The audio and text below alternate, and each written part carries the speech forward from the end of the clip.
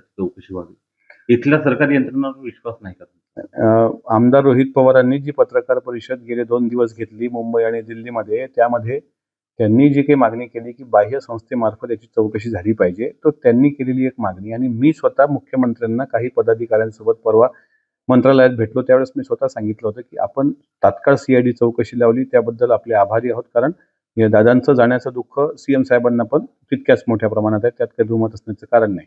पण सीआयडी चौकशीमध्ये जर काही मर्यादा येत असतील किंवा चौकशी करताना अडचणी येत असतील, तर असं वाटतं की सगळ्या कार्यकर्त्यांच्या भावना आहेत की उच्चस्तरीय चौकशी, त्यामध्ये पटकन ब्लॅक बॉक्सचा डेटा सार्वजनिक करणं. आता 15-16 दिवस उलटत आहेत त्या घटनेवर, अजूनही ब्लॅक बॉक्सचा डेटा सार्वजनिक झाला नाही.